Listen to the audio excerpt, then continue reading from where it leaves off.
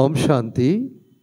আজকে ৯ মার্চ ২০২৪ আমরা শুনছি প্রাত সাকার বাংলা মুরলী। আজকের মহাবাক্য, এই মহাবাক্যে বাবা বলেছেন, মিষ্টি বাচ্চারা, এখন ঘরে ফিরে যেতে হবে। সেজন্য পুরানো দেহ আর পুরানো দুনিয়ার থেকে উপরাম হও। নিজের ব্যাটারিকে চার্জ করার জন্য যোগের ভাট্টিতে বসো। প্রশ্ন: যোগে বাবার সম্পূর্ণ কারেন্ট কোন বাচ্চারা প্রাপ্ত করে? উত্তর: যাদের বুদ্ধি বাইরে ছুটে বেড়ায় না, নিজেকে আত্মা মনে করে বাবার স্মরণে বসে, তারাই বাবার কারেন্ট প্রাপ্ত করে থাকে। বাবা বাচ্চাদের সকাশ দেন। বাচ্চাদের কাজ হলো বাবার দেওয়া কারেন্টকে ক্যাচ করা, কেননা সেই কারেন্টের দ্বারাই আত্মারূপী ব্যাটারি চার্জ হবে, শক্তি আসবে, বিকর্ম বিনাশ হবে। একই যোগের অগ্নি বলা হয়। এরই অভ্যাস করতে হবে। ওম শান্তি। ভগবান বাচ। এখন বাচ্চাদের ঘরের কথা মনে পড়ে। বাবা তো ঘর আর রাজধানীর কথাই শোনাবেন, আর বাচ্চারাও এটা বুঝেছে যে আমরা আত্মাদের ঘর কোথায় আছে, আত্মা কি, এটাও ভালোভাবে বুঝেছে যে বাবাই এসে আমাদের পড়ান। বাবা কোথা থেকে আসেন? পরমধাম থেকে। এমন বলবে না যে পবিত্র দুনিয়া তৈরি করার জন্য কেউ পবিত্র দুনিয়া থেকে আসেন, তা নয়। বাবা বলেন, আমি সত্যযুগের পবিত্র দুনিয়া থেকে আসিনি, আমি তো পরমধাম ঘর থেকে এসেছি, যে ঘর থেকে তোমরা বাচ্চারা রোল প্লে করতে এসেছ। আমিও ড্রামা অনুসারে প্রতি ৫,০০০ বছর পর ঘর থেকে আসি। আমি ঘরেই থাকি পরমধামে। বাবা এমনই সহজভাবে বুঝান যেন শহর থেকে এসেছেন। তিনি বলেন, যেমন তোমরা পার্ট প্লে করতে এসেছো, আমিও ওখান থেকে ড্রামা অনুসারে পার্ট প্লে করতে এসেছি। আমি নলেজফুল। ড্রামার প্ল্যান অনুসারে আমি সব কিছুই জানি। কল্পে কল্পে এই কথাই আমি তোমাদের শোনাই। যখন তোমরা কামচিতায় চড়ে কালো হয়ে যাও, পুড়ে ছাই হয়ে যাও, আগুনে মানুষ কালো হয়ে যায়, তাই না? তোমরাও কালো হয়ে গেছো। তোমাদের ভিতর থেকে সমস্ত শতপ্রধান শক্তি বেরিয়ে গেছে। আত্মারূপী ব্যাটারি যেন এমন না হয় যে একদম ডিসচার্জ হয়ে মোটর অর্থাৎ শরীর দাঁড়িয়ে পড়ল। এই সময় সবারই ডিসচার্জ হওয়ার মুহূর্ত এসে গেছে। তখনই বাবা এসে বলেন, ড্রামা অনুসারে আমি আসি। যারা আদি সনাতন দেবী দেবতা ধর্মের ছিল, তাদের ব্যাটারি চার্জ হয়। তোমাদের ব্যাটারি এখনই চার্জ হয়। এমনটাও নয় যে শুধুমাত্র ভোরবেলায় এখানে এসে বসলে ব্যাটারি চার্জ হবে, না। ব্যাটারি চার্জ তো উঠতে বসতে চলতেও হতে পারে। স্মরণে থাকলে তোমরা ব্যাটারি চার্জ করতে পারো। প্রথমে তোমরা শতপ্রধান পবিত্র আত্মা ছিলে, খাঁটি সোনা, খাঁটি অলঙ্কার ছিলে। এখন তমপ্রধান হয়ে গেছো। এখন আবার আত্মা শতপ্রধান হয়ে উঠতে থাকে। সুতরাং শরীরও পিওর প্রাপ্ত হবে। এটা খুব সহজ। পিওর হওয়ার ভাট্টি অগ্নিকুণ্ড, একে যোগ ভাট্টিও বলা যেতে পারে। সোনাকেও ভাট্টিতে নিক্ষেপ করা হয়। এটাও সোনাকে অর্থাৎ আত্মাকে শুদ্ধ করে তোলার ভাট্টি, বাবাকে স্মরণ করার ভাট্টি। পিওর তো অবশ্যই হতে হবে। স্মরণ না করলে অতটা পিওর হতে পারবে না। তারপর হিসেব নিকাশও মেটাতে হবে, কেননা বিনাশের সময়। সবাইকে ঘরে ফিরে যেতে হবে। বুদ্ধিতে ঘরের স্মৃতি গেঁথে আছে, আর কারো বুদ্ধিতে নেই। ওরা ব্রহ্মকে ঈশ্বর বলে, তাকে ঘর বলে জানে না। তোমরা এই অনন্ত ড্রামার কুশীলব। ড্রামাকে তোমরা ভালোভাবেই জেনে গেছো। বাবা বুঝিয়েছেন 84 চক্র সম্পূর্ণ হতে চলেছে। এখন ঘরে ফিরে যেতে হবে। আত্মা এখন পতিত, সেই জন্যই ঘরে ফিরে যাওয়ার জন্য আহ্বান করে বলে, বাবা তুমি এসে পবিত্র করে আমাদেরকে ঘরে নিয়ে যাও, আমাদের উপযুক্ত করে তোলো, নয়তো আমরা যেতে পারবো না। বাবাই বসে এসব কথা বাচ্চাদের বোঝান। বাচ্চারাও এটা বুঝেছে, তবেই ওনাকে পিতা পিতা বলে ডাকে, শিক্ষকও বলে। মানুষ তো কৃষ্ণকেই শিক্ষক ভেবে বসে আছে। তোমরা বাচ্চারা বুঝেছ, কৃষ্ণ নিজেই অধ্যয়ন করত শতযুগে। কৃষ্ণ কখনোই কারুর শিক্ষক হয়নি। এমনটাও নয় যে অধ্যয়ন করে তারপর শিক্ষক হয়েছে। কৃষ্ণের শৈশব থেকে বড় হওয়ার সমস্ত কাহিনী তোমরা বাচ্চারা জানো। মানুষ তো কৃষ্ণকেও ভগবান ভেবে বসে থাকে। যেদিকে তাকাও কৃষ্ণই কৃষ্ণ। রাম ভক্ত অনুরাগীরা বলে, যেদিকে তাকাও শুধু রাম আর রাম। ভক্তিমার্গের সব সুতো জট পাকানো। তোমরা এখন জ্ঞান, ভারতের প্রাচীন যুগ আর জ্ঞান প্রসিদ্ধ ছিল। মানুষ তো কিছুই জানে না। জ্ঞানের এক বাবাই যিনি তোমাদের বাচ্চাদের জ্ঞান প্রদান করেন। সুতরাং তোমাদেরও মাস্টার জ্ঞানের সাগর বলা হবে, কিন্তু নম্বর অনুসারে পুরুষার্থ অনুযায়ী তোমাদের সাগর বা নদী বলা উচিত। তোমরা হলে জ্ঞান গঙ্গা। মানুষ এখানেও সংশয় প্রকাশ করে। মাস্টার জ্ঞান সাগর বলাই সঠিক। বাবা বাচ্চাদের পড়ান। এখানে মেল ফিমেলের কোনো প্রশ্নই নেই। বাবার অবিনাশী উত্তরাধিকার তোমরা সব আত্মারাই প্রাপ্ত করো। তাই বাবা বলেন, দেহি অভিমানী হও। যেমন আমি পরমাত্মা জ্ঞানের সাগর, তেমনি তোমরাও জ্ঞানের সাগর। তোমরা মাস্টার জ্ঞানের সাগর। আমাকে পরমপিতা পরমাত্মা বলা হয়। আমার কর্তব্য সর্বোচ্চ। রাজা রানীর কর্তব্য কত উঁচু হয়, তাই না? তোমাদেরও কর্তব্য উঁচু স্থানে রাখা হয়েছে। এখন তোমরা জানো আমরা আত্মারা অধ্যয়ন করছি, স্পিরিচুয়াল নলেজ আমরা পড়ছি, পরমাত্মা পড়াচ্ছেন। আর তাই দেহি অভিমানী হও। এখানে সব আত্মারা ভাই ভাই। বাবা কত পরিশ্রম করেন। এখন তোমরা আত্মারা জ্ঞান অর্জন করে চলেছ। তারপর ওখানে অর্থাৎ সত্যযুগে গিয়ে প্রারব্ধ ভোগ করাই চলবে। ওখানে সবাই ভ্রাতৃত্বের স্নেহবন্ধনে আবদ্ধ হয়ে বাস করে। ভ্রাতৃত্ব সুলভ প্রেম সঠিক হওয়া উচিত।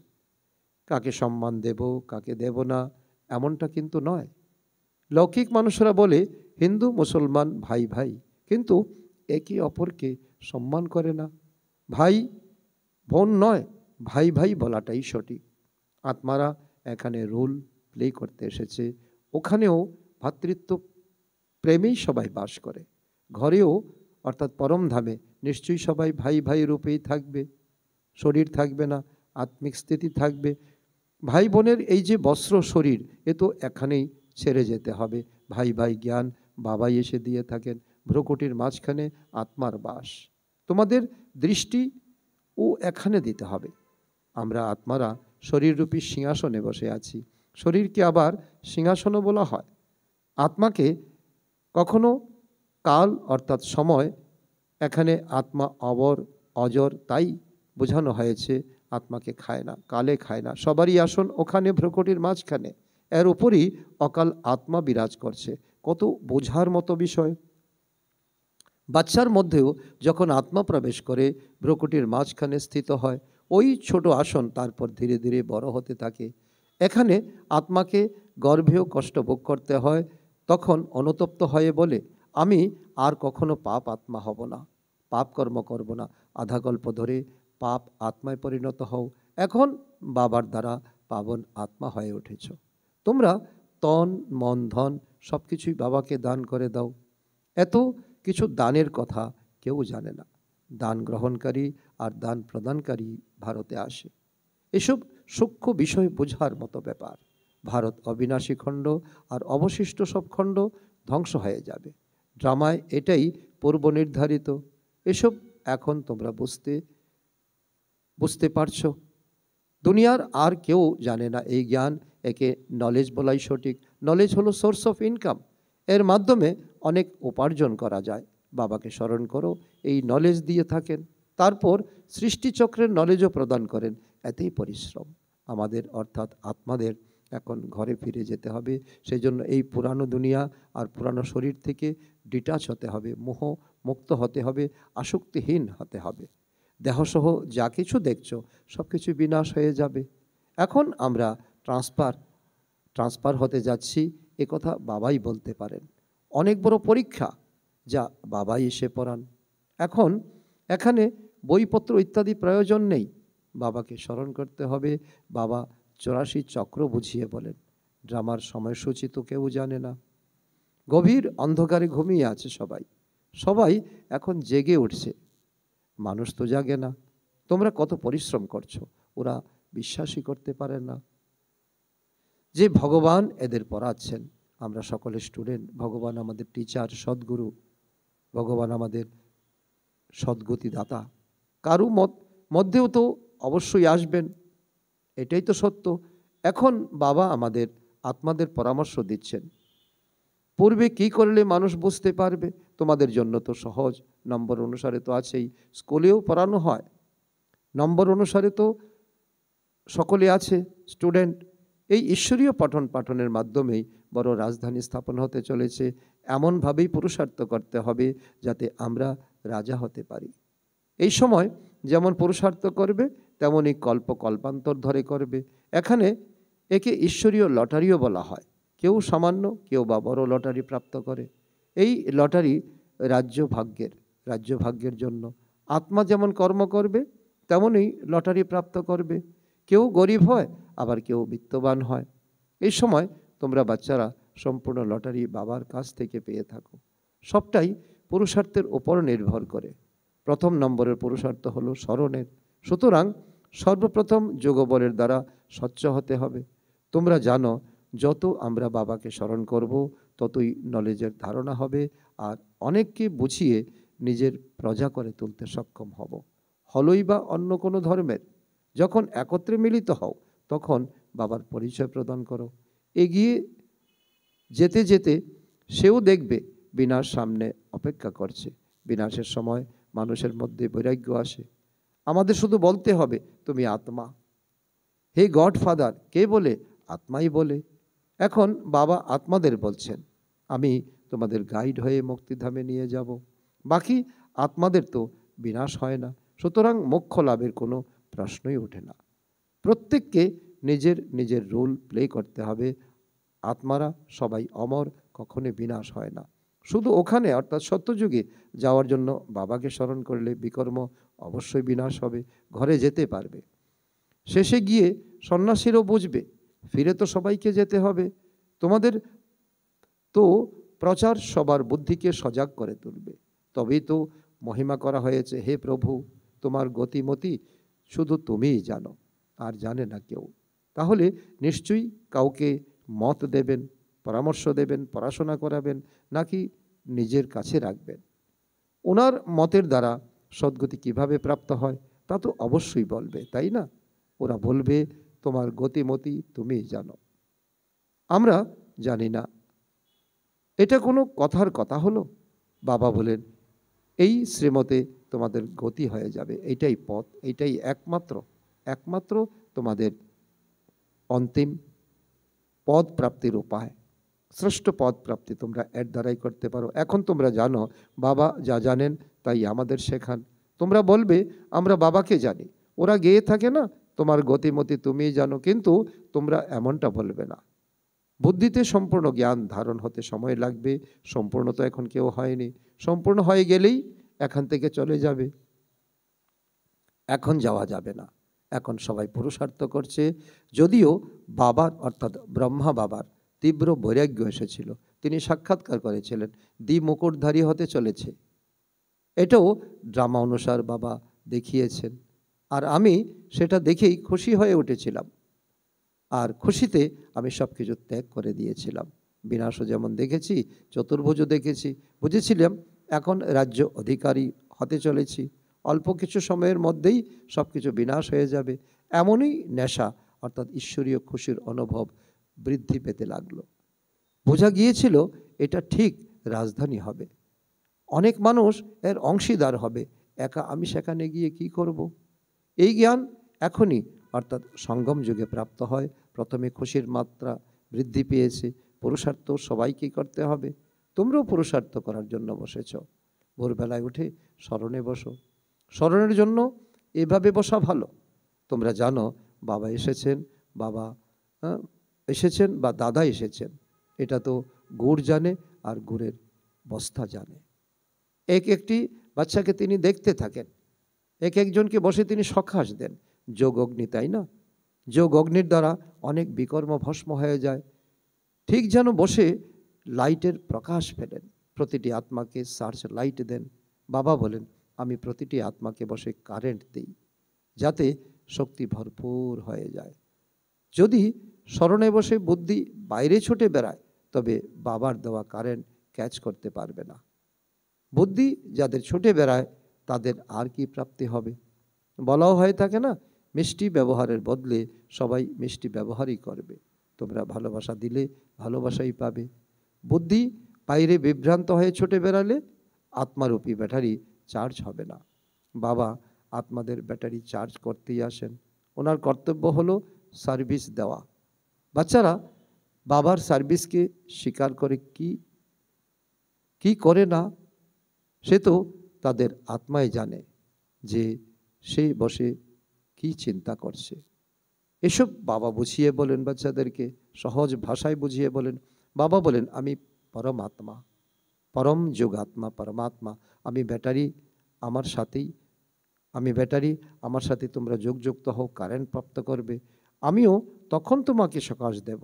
তোমরা তো বসবে বাবাকে স্মরণ করতে। স্মরণ না করলে তো বাবার থেকে কারেন্ট পাবে না। অনেক স্নেহপূর্ণভাবে একজনকে সকাশ দিয়ে থাকি। এমনটাই তোমরা অনুভব করো না? তোমরা তো বসবে বাবাকে স্মরণ করতে। যে গ্রহণ করতে পারবে সে গ্রহণ করবে, তার আত্মারূপী ব্যাটারি চার্জ হয়ে যাবে। বাবা প্রতিদিন যুক্তি বলে দিতে থাকেন। বোঝা না বোঝা সে তো নম্বর অনুসারে স্টুডেন্টদের উপর নির্ভর করছে।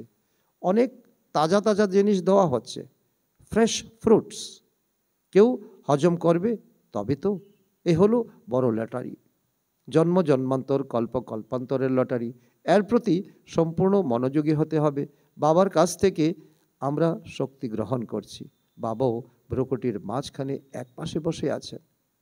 তোমাদেরও নিজেকে আত্মা মনে করে বাবাকে স্মরণ করতে হবে, ব্রহ্মাকে নয়। আমরা ওনার সাথেই যোগযুক্ত হয়ে বসেছি। ব্রহ্মা বাবাকে দেখলেও আমরা শিব বাবাকে দেখি। এ তো আত্মারই কথা, তাই না? আচ্ছা, মিষ্টি মিষ্টি হারানিধি বাচ্চাদের প্রতি মাতা পিতা বাপদাদার স্মরণের স্নেহ সুমন আর সুপ্রভাত। আত্মাদের পিতা তার আত্মারূপী বাচ্চাদের জানাচ্ছেন নমস্কার। আমরা আত্মারূপী সন্তানরা আমাদের মাতা পিতা বাপদাদাকে জানাই স্মরণের স্নেহ সুমন এবং সুপ্রভাত। ধারণার জন্য মুখ্য সার: 1 নম্বর, আত্মাকে স্বচ্ছ করে তোলার জন্য অমৃতবেলায় উঠে বাবার কাছ থেকে সার্চ লাইট গ্রহণ করতে হবে। বুদ্ধিযুগ বাইরে থেকে সরিয়ে নিয়ে এক বাবার প্রতি যুক্ত করতে হবে। বাবার দেওয়া কারেন্ট ক্যাচ করতে হবে। নাম্বার 2, নিজেদের মধ্যে ভাই ভাইয়ের সত্যিকারের ভালোবাসা রেখে চলতে হবে। সবাইকে সম্মান দিতে হবে। আত্মারূপী ভাই অমর সিংহাসনে বিরাজমান, সেজন্য কথা বলার সময় ভ্রুকুটির দিকে তাকিয়ে কথা বলতে হবে।